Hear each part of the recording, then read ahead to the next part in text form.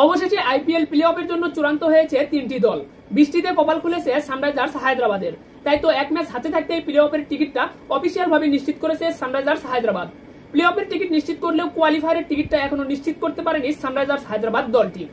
Gujarat Titans ও হায়দ্রাবাদের মধ্যকার ম্যাচটি বৃষ্টির কারণে ভেসে যাওয়ায় প্লে অফের সুযোগটা কমে গিয়েছে চেন্নাই সুপার কিংসের। একই সাথে প্লে অফে কোয়ালিফাই করার বড় সুযোগ তৈরি হয়েছে রয়্যাল চ্যালেঞ্জার্স বেঙ্গালুরুর হাতে। চেন্নাইকে হারিয়ে 2-2 4 মেলাতে পারলে চতুর্থ দল হিসেবে প্লে অফে কোয়ালিফাই করতে পারবে রয়্যাল চ্যালেঞ্জার্স বেঙ্গালুরু দলটি। 66তম ম্যাচ শেষে আইপিএল এর পয়েন্ট টেবিল এবং অরেঞ্জ ক্যাপ ও পার্পল ক্যাপস বর্তমানে কাদের দখলে রয়েছে, একই সাথে কোন তিনটি দল নিশ্চিত করলো প্লে অফ, কোন দুইটি দল চলে যাবে কোয়ালিফায়ারে, একই সাথে চতুর্থ দল হিসেবে কোন দল যাচ্ছে প্লে অফে, সবকিছু নিয়ে বিস্তারিত থাকছে ভিডিওতে। আসসালামু আলাইকুম, jersey for you presents IPL point table আপডেটে আপনাকে স্বাগতম। আজ 16 মে বৃহস্পতিবার আইপিএল এ একটি মাত্রই ম্যাচ অনুষ্ঠিত হওয়ার কথা ছিল, যেখানে গুজরাট টাইটান্সের বিপক্ষে মাঠে নামতো সানরাইজার্স হায়দ্রাবাদ। তবে বৃষ্টির কারণে আজকের ম্যাচের টস পর্যন্ত মাঠে গড়ায়নি। যেহেতু আজকের ম্যাচের টস পর্যন্ত হয়নি, তাই তো আজকের ম্যাচটিকে পরিত্যক্ত ঘোষণা করা হয়েছে। যেহেতু ম্যাচটি পরিত্যক্ত হয়েছে, তাই তো কোনো খেলোয়াড় প্লেয়ার অব দ্য ম্যাচও নির্বাচিত হতে পারেনি। আজকের ম্যাচটি বৃষ্টির কারণে পরিত্যক্ত হওয়ায় গুজরাট টাইটান্স ও সানরাইজার্স হায়দ্রাবাদের মাঝে পয়েন্ট ভাগাভাগি করে দেওয়া হয়েছে। আর এই পয়েন্ট ভাগাভাগি করে দেওয়াতেই পয়েন্ট টেবিলের যে লড়াই বা প্লে অফের যে লড়াই, সেই লড়াইটা জমে উঠেছে বেশ। আইপিএল এর সর্বমোট 74টি ম্যাচ অনুষ্ঠিত হবে। 74টি ম্যাচের মাঝে গুজরাট ও হায়দ্রাবাদের মধ্যকার ম্যাচ দিয়ে আইপিএল এর 66তম ম্যাচ শেষ হয়েছে। এই 66তম ম্যাচ শেষে চলুন প্রথমেই দেখে নেই পয়েন্ট টেবিলে কার অবস্থান কোথায়। এরপরে দেখে নেব প্লে অফের জন্য কোন দলগুলো জায়গা নিশ্চিত করলো, কোন দল রয়েছে প্লে অফের লড়াইয়ে এগিয়ে। এরপরে দেখে নেব অরেঞ্জ ক্যাপ ও পার্পল ক্যাপসের লড়াই কার অবস্থান কোথায়। তো অবশ্যই ভিডিওতে লাইক দিয়ে চ্যানেলটি সাবস্ক্রাইব করবেন, ফেসবুক পেজটি ফলো দিতে ভুলবেন না। চলমান আইপিএল সহ আসন্ন টি20 ক্রিকেট বিশ্বকাপের পয়েন্ট টেবিল আপডেট সহ সর্বশেষ আপডেট সবার আগে পেতে। তো 16 মে বৃহস্পতিবার আইপিএল এর 66তম ম্যাচ শেষে পয়েন্ট টেবিলের 10 নম্বরে অবস্থান করছে মুম্বাই ইন্ডিয়ান্স। মুম্বাই ইন্ডিয়ান্স 13টি ম্যাচ খেলেছে। 13টি ম্যাচের মাঝে 4 ম্যাচ জিতেছে, 9 ম্যাচ হেরেছে। 4 ম্যাচ জিতে পয়েন্ট পেয়েছে 8 এবং মুম্বাইয়ের বর্তমান নেট রান রেট -0.271। পয়েন্ট টেবিলের 9 নম্বরে অবস্থান করছে পাঞ্জাব কিংস। পাঞ্জাব কিংস 13টি ম্যাচ খেলেছে। 13টি ম্যাচের মাঝে 5 ম্যাচ জিতেছে, 8 ম্যাচ হেরেছে। 5 ম্যাচ জিতে পয়েন্ট পেয়েছে 10 এবং পাঞ্জাবের বর্তমান নেট রান রেট -0.347। পয়েন্ট টেবিলের 8 নম্বরে অবস্থান করছে গুজরাট টাইটান্স। গুজরাট টাইটান্স 14টি ম্যাচ খেলেছে। 14টি ম্যাচের মাঝে 5 ম্যাচ জিতেছে, 7 ম্যাচ হেরেছে। 5 ম্যাচ জেতায় পয়েন্ট পেয়েছে 10 এবং তাদের 2টি ম্যাচ বৃষ্টির কারণে পরিত্যক্ত হয়েছে। তাই সর্বমোট 12 পয়েন্ট অর্জন করেছে গুজরাট টাইটান্স। গুজরাট টাইটান্সের বর্তমান নেট রান রেট -1.063। এরপর পয়েন্ট টেবিলের 7 নম্বরে অবস্থান করছে Lucknow Super Giants. Lucknow Super Giants 13টি ম্যাচ খেলেছে। 13টি ম্যাচের মাঝে 6 ম্যাচ জিতেছে, 7 ম্যাচ হেরেছে। 6 ম্যাচ জিতে পয়েন্ট পেয়েছে 12 এবং তাদের বর্তমান নেট রান রেট -0.787। পয়েন্ট টেবিলের 6 নম্বরে অবস্থান করছে Royal Challengers Bengaluru. Royal Challengers Bengaluru 13টি ম্যাচ খেলেছে। 13টি ম্যাচের মাঝে 6 ম্যাচ জিতেছে, 7 ম্যাচ হেরেছে। 6 ম্যাচ জিতে পয়েন্ট পেয়েছে 12 এবং তাদের বর্তমান নেট রান রেট +0.387। এরপর পয়েন্ট টেবিলের 5 নম্বরে অবস্থান করছে দিল্লি ক্যাপিটালস। দিল্লি ক্যাপিটালস 14টি ম্যাচ খেলেছে। 14টি ম্যাচের মাঝে 7 ম্যাচ জিতেছে, 7 ম্যাচ হেরেছে। 7 ম্যাচ জেতায় পয়েন্ট পেয়েছে 14 এবং দিল্লির বর্তমান নেট রান রেট -0.377। পয়েন্ট টেবিলের 4 নম্বরে অবস্থান করছে Chennai Super Kings. Chennai Super Kings 13টি ম্যাচ খেলেছে। 13টি ম্যাচের মাঝে 7 ম্যাচ জিতেছে, 6 ম্যাচ হেরেছে। তো 7 ম্যাচ জেতায় পয়েন্ট পেয়েছে 14 এবং চেন্নাইয়ের বর্তমান নেট রান রেট +0.528। এরপর পয়েন্ট টেবিলের 3 নম্বরে অবস্থান করছে সানরাইজার্স হায়দ্রাবাদ। সানরাইজার্স হায়দ্রাবাদ 13টি ম্যাচ খেলেছে। 13টি ম্যাচের মাঝে 7 ম্যাচ জিতেছে, 5 ম্যাচ হেরেছে, 1 ম্যাচ বৃষ্টির কারণে পরিত্যক্ত হয়েছে। 7 ম্যাচ জিতে পয়েন্ট পেয়েছে 14 এবং 1 ম্যাচ বৃষ্টির কারণে পরিত্যক্ত হওয়ায় পয়েন্ট পেয়েছে 1। সর্বমোট 15 পয়েন্ট নিয়ে পয়েন্ট টেবিলের 3 নম্বরে অবস্থান করছে সানরাইজার্স হায়দ্রাবাদ। সানরাইজার্স হায়দ্রাবাদের বর্তমান নেট রান রেট +0.406। পয়েন্ট টেবিলের 2 নম্বরে অবস্থান করছে রাজস্থান রয়্যালস। রাজস্থান রয়্যালস 13টি ম্যাচ খেলেছে। 13টি ম্যাচের মাঝে 8 ম্যাচ জিতেছে, 5 ম্যাচ হেরেছে। 8 ম্যাচ জিতে পয়েন্ট পেয়েছে 16 এবং রাজস্থান রয়্যালসের বর্তমান নেট রান রেট +0.273। পয়েন্ট টেবিলের 1 নম্বরে অবস্থান করছে Kolkata Knight Riders. Kolkata Knight Riders 13টি ম্যাচ খেলেছে। 13টি ম্যাচের মাঝে 9 ম্যাচ জিতেছে, 3 ম্যাচ হেরেছে, 1 ম্যাচ বৃষ্টির কারণে পরিত্যক্ত হয়েছে। 9 ম্যাচ জিতে পয়েন্ট পেয়েছে 18, 1 ম্যাচ পরিত্যক্ত হওয়ায় পয়েন্ট পেয়েছে 1। সর্বমোট 19 পয়েন্ট নিয়ে পয়েন্ট টেবিলের 1 নম্বরে অবস্থান করছে কলকাতা নাইট রাইডার্স। কলকাতার বর্তমান +1.142। তো এই ছিল কিন্তু 66তম ম্যাচ শেষে আইপিএল এর সর্বশেষ পয়েন্ট। তো আপনাদেরকে জানিয়ে রাখি, দরজায় করানো আছে টি20 ক্রিকেট বিশ্বকাপ। আইপিএল শেষ হওয়ার 7 দিন পরেই পর্দা উঠবে টি20 ক্রিকেট বিশ্বকাপের। টি20 ক্রিকেট বিশ্বকাপে আমরা সকল ক্রিকেট প্রেমীরাই চাইব নিজের পছন্দের দলকে সমর্থন করতে। সেখানে যদি নিজের পছন্দের দলের জার্সি পরে সমর্থন করা যায়, তাহলে সেই আনন্দটা অনেক গুণেই বেড়ে যায়। তো আপনারা যারা টি20 ক্রিকেট বিশ্বকাপের অফিসিয়াল ডিজাইনের জার্সি খুঁজতেছেন এবং বিশ্বস্ত কোনো প্রতিষ্ঠান পাচ্ছেন না, আপনারা অবশ্যই যোগাযোগ করতে পারেন জার্সি ফর ইউতে। জার্সি ফর ইউ বাংলাদেশের একটি বিশ্বস্ত জার্সি প্রস্তুতকারক প্রতিষ্ঠান, যেখানে তারা নিজস্ব ফ্যাক্টরিতে দক্ষ কর্মীদের দ্বারা জার্সি সেলাই করে থাকে বা জার্সি প্রস্তুত করে থাকে। তো বাংলাদেশের যে কোনো প্রান্ত থেকে আপনি টি-20 ক্রিকেট বিশ্বকাপের জার্সি অর্ডার করতে পারেন জার্সি ফর ইউতে। তো এখনই যোগাযোগ করুন জার্সি ফর ইউ এর অফিসিয়াল ফেসবুক পেজ অথবা তাদের হোয়াটসঅ্যাপ নাম্বারে। এছাড়াও আপনারা স্ক্রিনে দেওয়া নাম্বারে সরাসরি কল করতে পারেন জার্সি ফর ইউতে।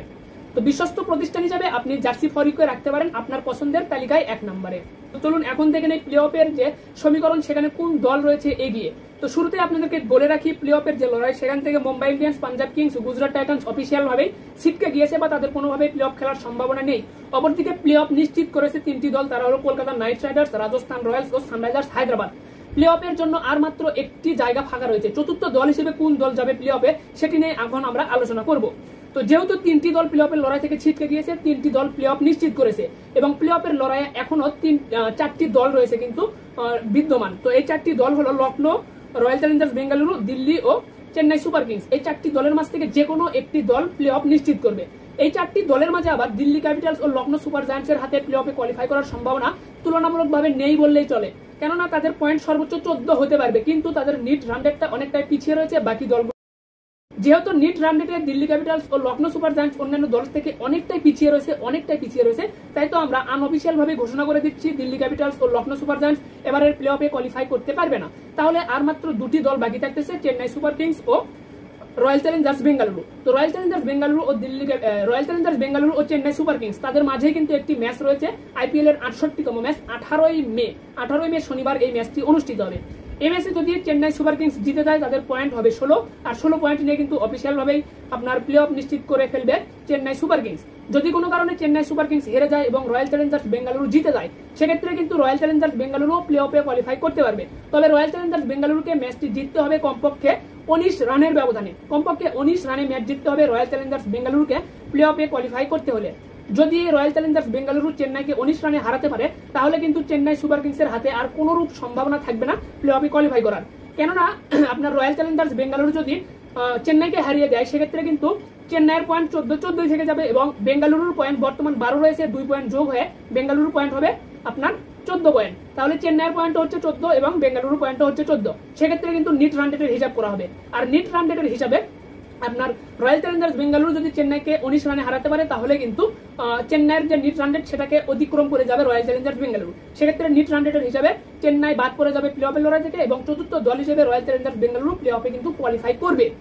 যদি কোনো কারণে 19 রানে চেন্নাইকে হারাতে ব্যর্থ হয় বেঙ্গালুরু, সেক্ষেত্রে কিন্তু অটোমেটিক ভাবে আপনার চেন্নাই সুপার কিংস প্লে অফে কোয়ালিফাই করবে।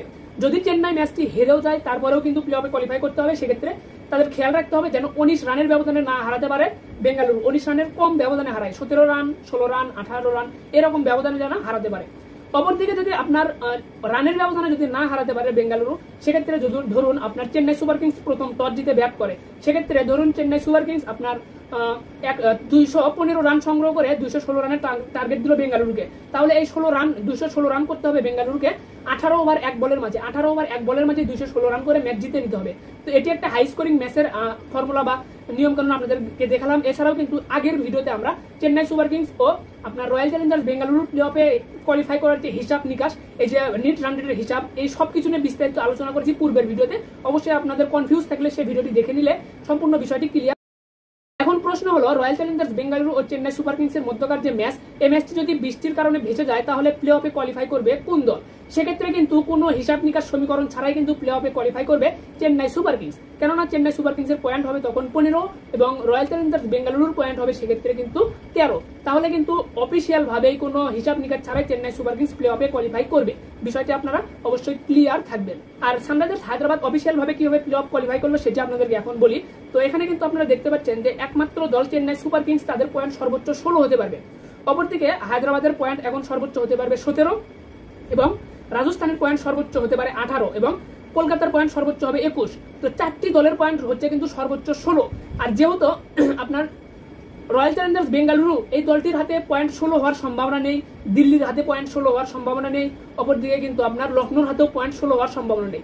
এই দলগুলোর হাতে সর্বোচ্চ পয়েন্ট হতে পারে 14। আর অপরদিকে সানরাইজার্স হায়দ্রাবাদ অলরেডি 15 পয়েন্ট অর্জন করেছে, তাদের থেকে 1 পয়েন্ট এগিয়ে গিয়েছে। যেহেতু সর্বোচ্চ 4টি দলের হাতে কমপক্ষে 16 পয়েন্ট অর্জন করতে পারবে, সেহেতু এখন কোনো ম্যাচ না জিতলেও আপনার সানরাইজার্স হায়দ্রাবাদ দলটি কিন্তু প্লে অফে কোয়ালিফাই করবে। হায়দ্রাবাদের পরবর্তী যে ম্যাচটি রয়েছে আপনার পাঞ্জাবের বিপক্ষে, এই ম্যাচটি যদি হেরেও যায়, এই ম্যাচটি যদি বড় ব্যবধানেও হেরে যায়, তারপরেও কিন্তু প্লে অফে কোয়ালিফাই করবে সানরাইজার্স হায়দ্রাবাদ। সানরাইজার্স হায়দ্রাবাদের প্লে অফ অফিসিয়াল ভাবে নিশ্চিত হয়ে গিয়েছে। তবে এখন প্রশ্ন আসতেছে কোয়ালিফায়ার 1 অর্থাৎ পয়েন্ট টেবিলের 1 ও 2 নম্বরে থাকতে পারবে কিনা। তো পয়েন্ট টেবিলের 1 নম্বরে কলকাতা নাইট রাইডার্স, এটি একদম ফিক্সড। কলকাতা পয়েন্ট টেবিলের 1 নম্বরে থাকবে, 1 নম্বরে থেকে কোয়ালিফায়ার 1 খেলবে। এখন জায়গা হলো পয়েন্ট টেবিলের 2 নম্বর জায়গা। তো পয়েন্ট টেবিলের 2 নম্বরে কোন দল যাবে, সেখানে আপনার রয়েছে রাজস্থান রয়্যালস ও চেন্নাই সুপার কিংস, এবং অপরদিকে রয়েছে আপনার সানরাইজার্স হায়দ্রাবাদ, অপরদিকে আপনার রয়্যাল চ্যালেঞ্জার্স বেঙ্গালুরু। প্রত্যেকের হাতেই পয়েন্ট টেবিলে 2-এ যাওয়ার একটা সম্ভাবনা রয়েছে। তো রাজস্থান রয়্যালস পয়েন্ট টেবিলে 2-এ যাবে যদি কলকাতাকে হারাতে পারে, তাহলে কলকাতা থাকবে পয়েন্ট টেবিলের 1 নম্বরে, রাজস্থান থাকবে পয়েন্ট টেবিলের 2 নম্বরে।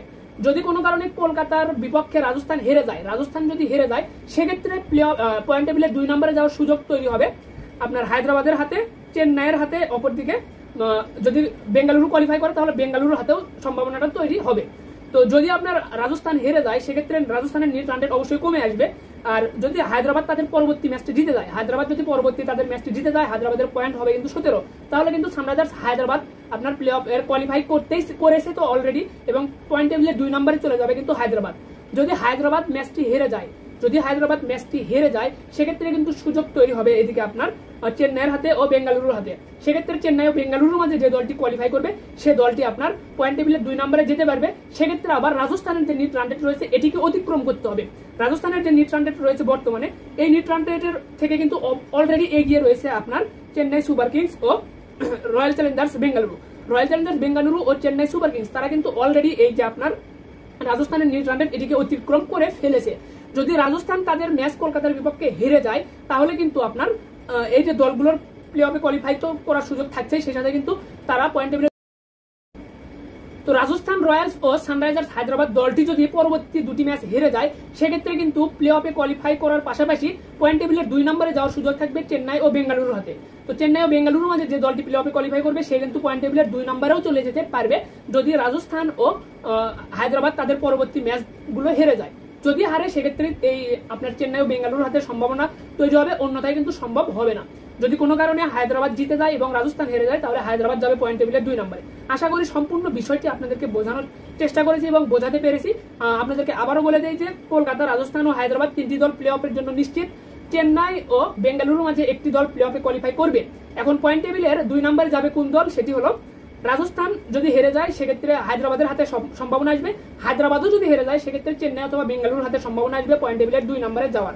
তো এই ছিল কিন্তু সর্বশেষ হিসাব নিকাশ, যেটা আপনাদেরকে জানিয়ে দিলাম। চলুন এখন থেকে আগামীকাল কোন কোন দলের ম্যাচ রয়েছে। তো আগামীকাল কিন্তু 17ই মে শুক্রবার আইপিএল এ একটি মাত্র ম্যাচ রয়েছে, যে ম্যাচে মুম্বাই ইন্ডিয়ান্সের বিপক্ষে মাঠে নামবে লখনৌ সুপার জায়ান্টস। এই ম্যাচটি মুম্বাই ইন্ডিয়ান্সের হোম ম্যাচ, মুম্বাইয়ের মাঠে অনুষ্ঠিত হবে এই ম্যাচটি। এছাড়াও কিন্তু আইপিএল এ আর মাত্র 3টি ম্যাচ বাকি রয়েছে, মানে আগামীকালকের ম্যাচ বাদে আরো 3টি ম্যাচ বাকি রয়েছে। সেই 3টি ম্যাচ হলো চেন্নাইয়ের বিপক্ষে রয়্যাল চ্যালেঞ্জার্স বেঙ্গালুরু ম্যাচ, হায়দ্রাবাদের বিপক্ষে পাঞ্জাবের ম্যাচ এবং রাজস্থানের বিপক্ষে কলকাতার ম্যাচ। তো চলুন এখন আমরা দেখে নেই অরেঞ্জ ক্যাপের। তো আজকের ম্যাচটি যেহেতু মাঠে গড়ায়নি, সেহেতু অরেঞ্জ ক্যাপের লড়াইয়ের যে অবস্থান, সেটাও কিন্তু পরিবর্তন হয়নি।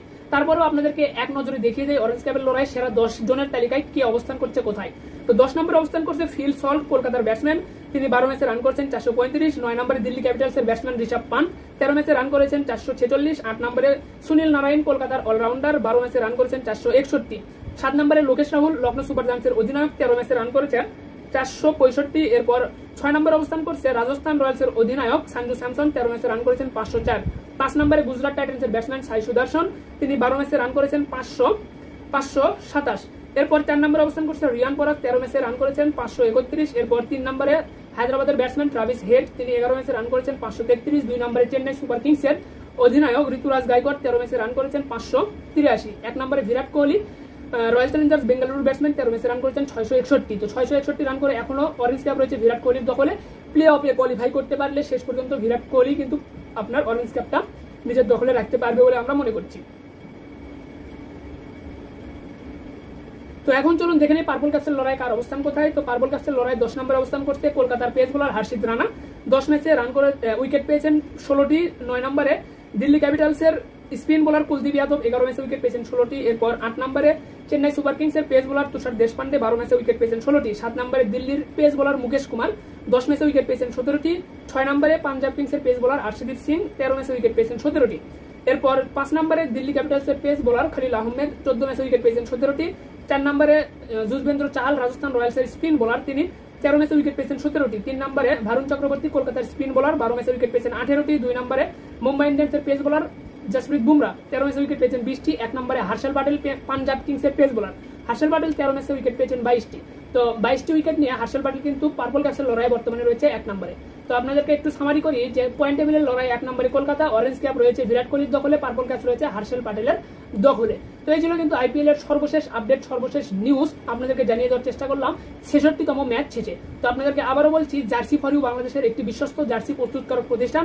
আপনারা যদি টি-20 ক্রিকেট বিশ্বকাপের জার্সি পেতে চান অবশ্যই আপনার জার্সি ফর ইউতে যোগাযোগ করতে পারেন। এছাড়াও কিন্তু আপনার এলাকায় যদি কোনো ক্রিকেট ফুটবলের টুর্নামেন্ট অনুষ্ঠিত হয়, সেখানে যদি জার্সি বানানোর প্রয়োজন হয়, টিমের জার্সি বানানোর প্রয়োজন হয়, তাহলেও কিন্তু জার্সি ফর ইউতে যোগাযোগ করতে পারেন। আপনার পছন্দের যে কোনো ডিজাইনের জার্সি কিন্তু জার্সি ফর ইউ থেকে আপনি বানিয়ে নিতে পারবেন।